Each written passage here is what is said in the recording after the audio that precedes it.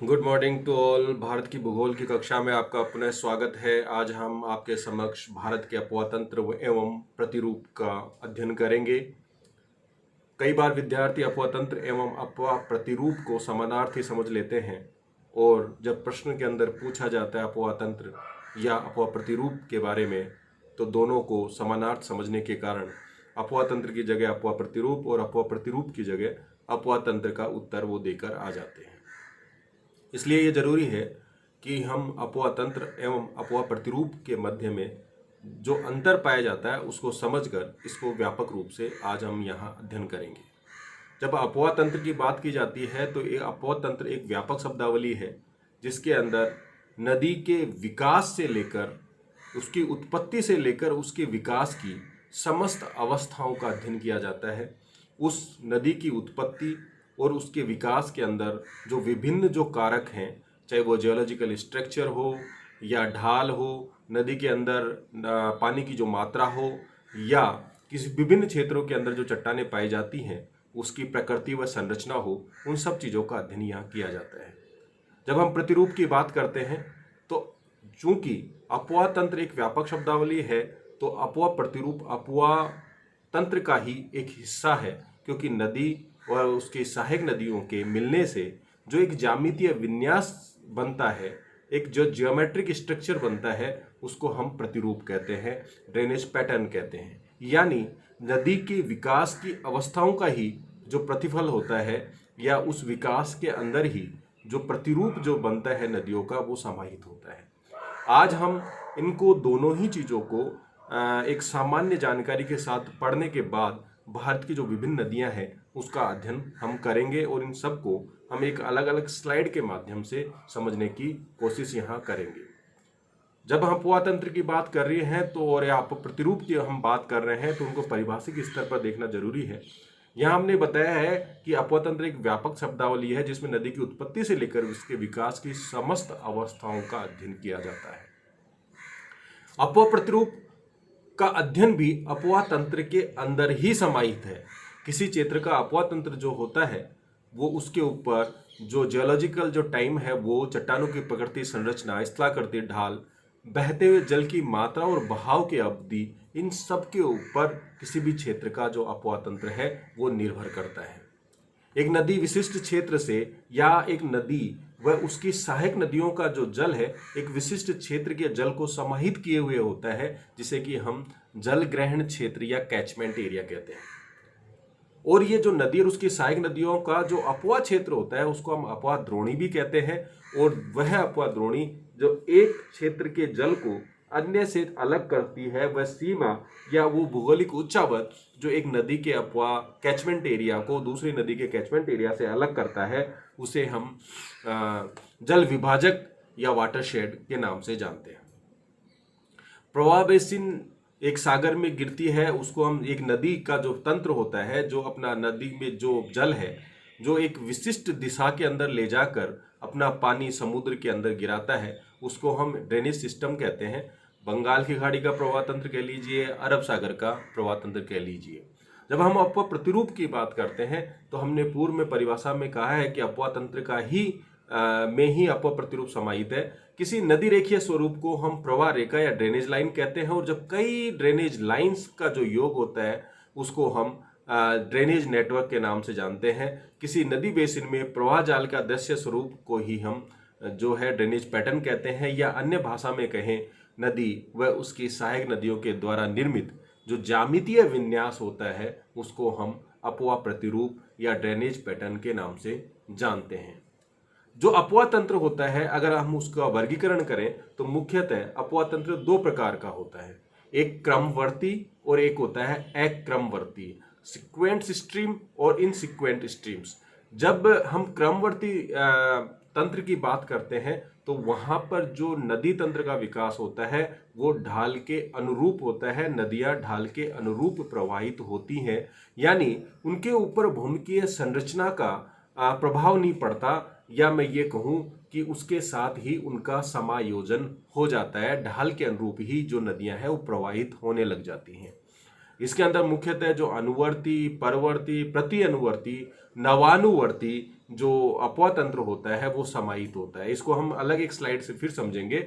और एक होता है इंसिक्वेंट स्ट्रीम। इसके ऊपर खास बात यह है कि ये ढाल का अनुसरण नहीं करते हैं, जबकि ढाल में परिवर्तन होने के बावजूद इस तरह का जो अपवा तंत्र होता है अपने पूर्ववर्ती जो मार्ग है उसका अनुसरण करने की कोशिश करता है। यानी ये भूमिकीय जो संरचना होती है उसके प्रतिकूल होता है, जिसमें कि मुख्यतः पूर्ववर्ती और पूर्वारोपित जो सरिताएं नदियां होती हैं उनको हम समाहित किए रहते हैं। यहाँ ये जो स्लाइड है बहुत महत्वपूर्ण है। यहाँ हमने एक मुख्य नदी की बात की जिसको हमने कहा कॉन्सिक्वेंट नदी। यानी कॉन्सिक्वेंट नदी वह नदी होती है जो ढाल का अनुसरण कर रही है। और इसके अंदर जो सहायक जो नदियां हैं, जो प्रथम प्रकार का जो अपवा तंत्र था उसकी हमने यहाँ बात की। जो मुख्य जो नदी है जिसको हमने कॉन्सिक्वेंट नदी कहा, जो कि ढाल का अनुसरण करते हुए बह रही है, उसके अंदर जो उसकी सबसे प्रमुख जो सहायक नदियां दाईं और बाईं आर से आकर जो मिलती हैं उनको हम सब्सिक्वेंट जो नदियां हैं उनके नाम से जानते हैं। अब ये देखिए, ये जो येलो कलर से हम दिखा रहे हैं इसको हम कहते हैं सब्सिक्वेंट जो नदी है, उसके नाम से हमने यहाँ उसको परिभाषित किया है। अब ये इसकी जो सहायक नदियां हैं, जैसे कि ये जो नदी, जो मुख्य नदी जो कॉन्सिक्वेंट नदी थी उसके समानांतर बहती हुई उसकी जो सब्सिक्वेंट नदी है उसके अंदर आके मिलती है। यानी कॉन्सिक्वेंट और जो उसके समानांतर आकर सब्सिक्वेंट नदी के अंदर जो मिल रही है उसको हम कहते हैं रिसिक्वेंट जो नदियां होती हैं। यानी flow direction same as the जो मास्टर कॉन्सिक्वेंट है, ये जो हमने पिंक कलर में दिखाया है इसको मास्टर कॉन्सिक्वेंट कहते हैं, उसके समानांतर ये बहती है, इसको हम रिसिक्वेंट के नाम से जानते हैं। जबकि ये भी एक रिसिक्वेंट नदी है इधर। और जो नदी मुख्य जो मेन जो कॉन्सिक्वेंट नदी है, जो मुख्य अनुवर्ती जो नदी है, उसके ठीक विपरीत से आकर flow opposite to the master consequent, उनको हम ऑब्सिक्वेंट नदी के नाम से जानते हैं। विभिन्न प्रतियोगी परीक्षाओं के अंदर ये कई बार पूछा जाता है, आपसे नंबर दे दिया जाता है कि ये नदी कौन सी है, ये कौन सी है, यानी कौन सी रिसिक्वेंट को शो कर रही है, कौन सी ऑब्सिक्वेंट को कौन शो कर रही है, या कौन सी जो है वो सब्सिक्वेंट को शो कर रही है। तो यहाँ ये बहुत महत्वपूर्ण हो जाता है कि इन नदियों के बारे में। जो रिसिक्वेंट जो नदियाँ होती हैं उनको हम हिंदी में नवानुवर्ती नदियाँ कहते हैं, जबकि ऑब्सिक्वेंट जो नदी होती है उसको हम प्रत्यानुवर्ती नदी के नाम से जानते हैं। अब यहाँ ये जो हमने स्लाइड की बात की, फिर हम यहाँ पर जो इंडिया का जो रिवर सिस्टम है जिसको कि हमने दो भागों में बांटा है, जिसका अध्ययन हम आगे भी करेंगे। एक हिमालय रिवर सिस्टम होता है, एक पेनिनसुला या प्रायद्वीपीय जो भारत का रिवर सिस्टम है। हिमालय जो रिवर सिस्टम है उसको हमने तीन भागों में बांट के, एक तो सिंधु नदी का, एक जिसको इंडस रिवर सिस्टम कहते हैं, गंगा रिवर सिस्टम और ब्रह्मपुत्र रिवर सिस्टम। दूसरा जो प्रायद्वीपीय भारत का जो अपवा तंत्र है उसके अंदर नर्मदा, ताप्ती, गोदावरी, कावेरी, कृष्णा, महानदी और वैगई, उसकी जो सहायक नदियां हैं उनको सबको हमने यहाँ पर समाहित किया है।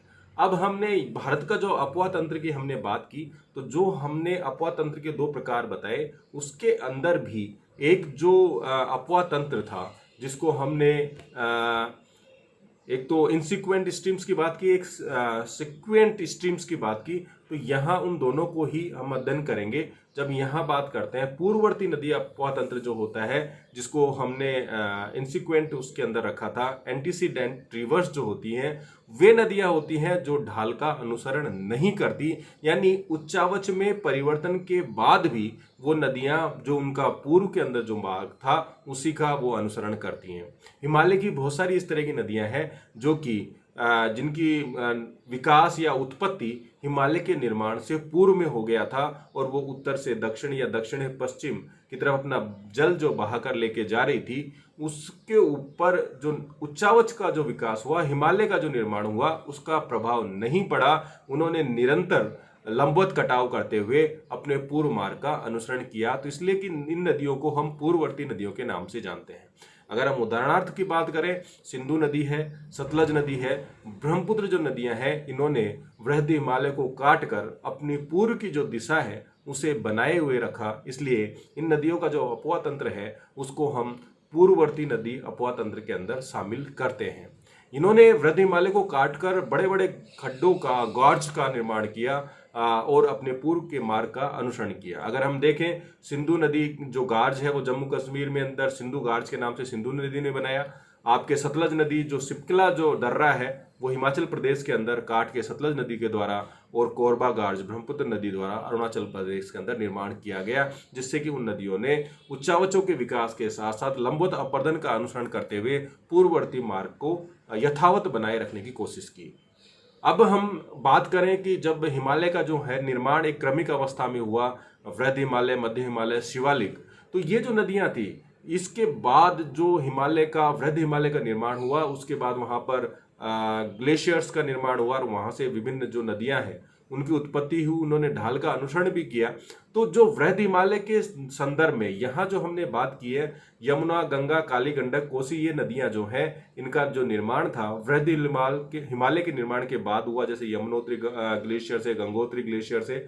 तो ये जो वृहद हिमालय के लिए तो ये जो नदियां हैं ये कॉन्सिक्वेंट है, यानी कि इन नदियों ने ढाल का अनुसरण किया। लेकिन जब मध्य और शिवालिक हिमालय का निर्माण हुआ तो उनके लिए ये नदियां पूर्ववर्ती नदियों का उदाहरण रही, क्योंकि इन्होंने भी अपना जो हिमालय, वृहद हिमालय का जो निर्माण हुआ, मुख्य हिमालय का जो निर्माण हुआ, उसके बाद अपने मार्ग को यथावत रखा, जबकि मध्य और शिवालिक हिमालय का निर्माण बाद में हुआ। इसलिए यानी वृहद हिमालय के लिए तो ये नदियां पूर्ववर्ती नदियां हैं, कॉन्सिक्वेंट या अनुवर्ती नदियां हैं, लेकिन मध्य व शिवालिक हिमालय के लिए ये नदियां पूर्ववर्ती नदियां हैं, यमुना, गंगा, काली, गंडक, कोसी। कई बार व्यक्ति कंफ्यूज हो जाता है, कई बार छात्र जो है कंफ्यूज हो जाता है कि ये जो नदियां हैं, तो आपसे पूछ लिया जाता है मध्य व शिवालिक हिमालय के दृष्टिकोण से ये नदियां पूर्ववर्ती हैं या अनुवर्ती है। लेकिन मध्य शिवालिक के लिए तो ये नदियां पूर्ववर्ती हैं, लेकिन वृहद हिमालय के दृष्टिकोण से ये नदियां अनुवर्ती या कॉन्सिक्वेंट नदियों के अंदर शामिल किया जाता है। अनुवर्ती जो नदियां हैं जिनकी हम यहाँ बात कर रहे हैं, ढाल के अनुसार ये अपने नदियां अपने मार्ग का अनुसरण करती हैं। हिमालय ऊंचाई बढ़ने के बाद हिमालय हिमनद का निर्माण हुआ, उसके पश्चात अनुवर्ती जो नदियां की उत्पत्ति हुई, उसमें चाहे यमुना हो, गंगा हो, काली, गंडक, कोसी, लेकिन मध्य शिवालिक के लिए पूर्ववर्ती हैं। अवशिष्ट अपवा जो तंत्र होता है वो अपवा तंत्र होता है जो पूर्व के अंदर बहता था, लेकिन विभिन्न नदियों के मार्ग में परिवर्तन होने के कारण वहां नदियों का जो छूटा हुआ जो भाग था, एक अवशिष्ट भाग था, वो देखने को मिलता है। हमारे वृहद हिमालय का जो अपवा तंत्र है उसके लिए हमने आपको बताया भी था कि पहले पूर्व से पश्चिम की तरफ एक जो इंडो ब्रह्म जो नदी थी वो बहती थी, लेकिन भारतीय प्लेट के उत्तर की तरफ सरकने से, उच्चावचों में परिवर्तन होने से, विशेषकर जो पंजाब वाला जो क्षेत्र है वहाँ पर उच्चावचों में परिवर्तन होने के कारण जो इंडो ब्रह्म जो नदी थी उसने अपना मार्ग परिवर्तित कर लिया, ये पश्चिम से पूर्व की तरफ बहने लगी। तो उसके जो पूर्व का जो मार्ग था उसके अंदर कुछ नदियाँ अवशिष्ट रूप से बहती है, जिसमें मुख्यतः जो सरस्वती और या उसको घग्गर नदी भी कहते हैं, जो कि राजस्थान के अंदर भी हनुमानगढ़ गंगानगर के अंदर प्रवाहित होती है। तो ये अवशिष्ट नदियों का उदाहरण है। अध्यारोपित जो अपवा तंत्र होता है, ये अपवा तंत्र भी ढाल का अनुसरण नहीं करता, या मैं ये कहूँ कि ये जियोलॉजिकल स्ट्रक्चर के अगेंस्ट के अंदर जाके अपने मार्ग को जारी रखते हैं। विशेषकर जो गोदावरी हो, कृष्णा, नर्मदा, ताप्ती नदियाँ या चंबल जो नदियाँ हैं, ये अध्यारोपित अपवा तंत्र या सुपर इम्पोज्ड अपवा तंत्र का उदाहरण है। जब हमने बताया था कि वृहद हिमालय की उत्पत्ति के पश्चात क्रेटेशियस या यूएसिन काल के अंदर जो महाराष्ट्र वाला जो एरिया है जिसके अंदर वोल्केनिक एक्टिविटीज हुई और उस ज्वालामुखी उद्भेदन से वहाँ पर लावा निकला, वो उसका जमा हो गया, तो वर्षा का जल पुनः इस निश्चित बेसाल्ट को अपरदित करते हुए इन नदियों ने उस पुराने जो मार्ग था उन्हीं को अनुसरण किया। उस जो बेसाल्टिक जो रॉक्स है उनका भी इन्होंने लंबवत अपरदन करते हुए पूर्व मार्ग का अनुसरण किया, यानी कि उसके जियोलॉजिकल स्ट्रक्चर या उसकी रासायनिक संरचना या चट्टानों की संरचना में परिवर्तन होने के बावजूद भी इन नदियों ने लंबवत अपरदन के द्वारा पूर्व के मार्ग का अनुसरण किया है, इसलिए इन नदियों को अध्यारोपित नदियां कहा जाता है। तो आपसे पूछा जा सकता है कि अध्यारोपित नदियों के उदाहरण कौन कौन से हैं, तो चंबल, नर्मदा, ताप्ती, गोदावरी, कृष्णा, ये जो नदियां हैं अध्यारोपित अपवा तंत्र का उदाहरण है। अब यहाँ हम अपवा प्रतिरूप की हम बात कर रहे हैं। परिभाषिक के स्तर पर हमने आपको बताया कि ज्यामितीय विन्यास होता है। भारत का जो भौगोलिक उच्चावचीय विशेषताओं के कारण अलग अलग तरह का जो प्रतिरूप है वो उभर कर सामने आता है। अब यहाँ जो वृक्षाकार जो प्रतिरूप है जिसको हम डेंट्रिक पैटर्न भी कहते हैं, ये विशेषकर जो गोदावरी, कृष्णा, जो गंगा नदियाँ हैं वो वृक्षाकार अपवाह प्रभाव जो प्रतिरूप है उसका निर्माण करते हैं। जैसे हमने यहाँ बताया, ये जो डेंड्रिक जो है इसका शो कर रहे हैं। अब यहाँ जो समानांतर प्रवाह प्रतिरूप है, यमुना और उसके जो गंगा की जो सहायक नदियां हैं उसमें यमुना, गंगा, रामगंगा, काली, गंडक, कोसी, ये सब जो नदियां हैं ये समानांतर पैरेलल जो अपतंत्र है उसका निर्माण करते हैं। जैसे कि हम यहाँ देख पा रहे हैं कि जो नदियां हैं, मुख्य नदी है, मुख्य नदी के अंदर उसकी जो सहायक नदियां हैं वो पैरेलल आकर उसके अंदर मुख्य जो नदी है उसके अंदर मिल जाती हैं। तो इस तरह का जो अपवाह तंत्र होता है उसको समानांतर प्रवाह प्रतिरूप के नाम से जानते हैं। आर्य या केंद्र प्रतिरूप जो होता है वहां पर एक बीच वाले क्षेत्र से जो नदियां हैं या केंद्र के अंदर उच्चावच अधिक होने के कारण जो नदियां हैं चारों तरफ दिशाओं के अंदर बहना शुरू कर देती हैं। जो अमरकंटक जो चोटियां है वहां से नर्मदा नदी पश्चिम की तरफ, सोन नदी उत्तर की तरफ, इस तरह से यहाँ जो नदियां हैं वो बाहर की तरफ प्रवाहित होना शुरू कर देती हैं। तो ये आपको यहाँ देखना, हमने जब गुजरात जो राज्य थी उसकी जब बात की थी तो काठियावाड़ वाला जो प्रायद्वीपीय भाग है वहां पर भी मैंने आपको बताया था कि वहां पर अरीय या केंद्रापसारी प्रवाह प्रतिरूप देखने को मिलता है। भारत के अंदर भागों में जैसे नीलगिरी, काठियावाड़, उड़ीसा के मयूरभंज जिलों में भी इस तरह का जो अरीय या रेडियल प्रतिरूप हमें देखने को मिलता है। यहाँ हम देखें तो ये जो यहाँ डायग्राम में हमने दिखाया है, यहाँ पर जो उच्चावच है वो अधिक होता है, जिसके कारण जो नदियां हैं इस केंद्र से बाहर की तरफ बहना शुरू कर देती हैं, जिसे कि हम अरीय प्रतिरूप के नाम से जानते हैं।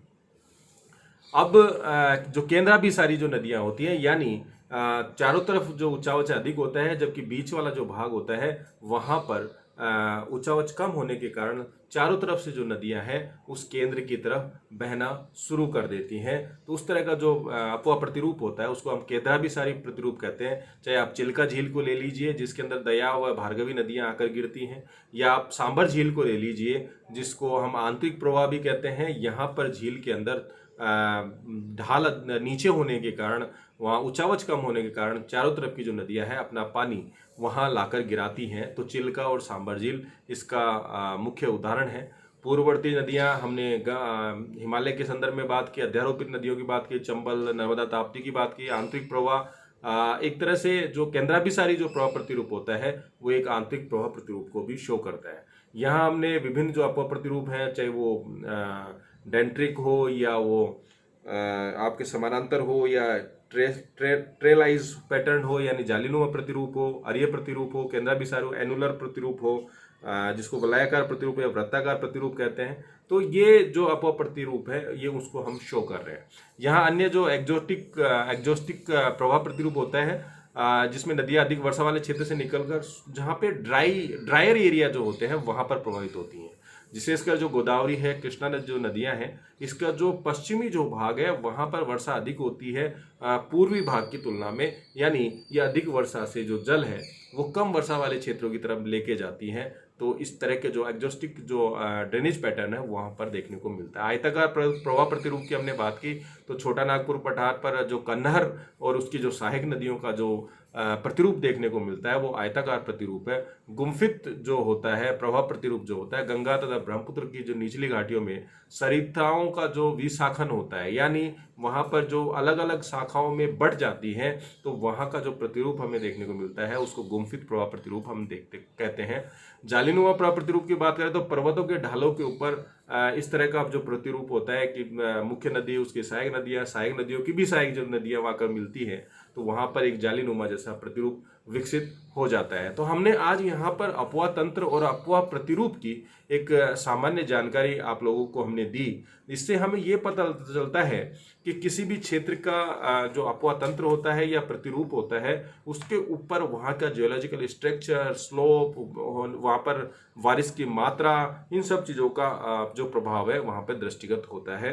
साथ ही उन नदियाँ और मुख्य नदी, उसकी सहायक नदियों का जो विकास होता है उसके द्वारा ही जो प्रतिरूप भी है जो निर्मित होता है, यानी किसी भी क्षेत्र के अंदर जो अपवाह प्रतिरूप देखने को मिलता है उसके ऊपर भी वहाँ का जो ढाल है और जो रासायनिक जो चट्टानों की जो संरचना है और या उसकी जो प्रकृति है उसका प्रभाव भी हमें दृष्टिगत होता है, तो ये चीज़ें हमें सामान्य जानकारी समझना बहुत महत्वपूर्ण होता है।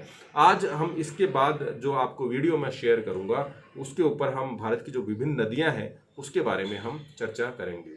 नमस्कार।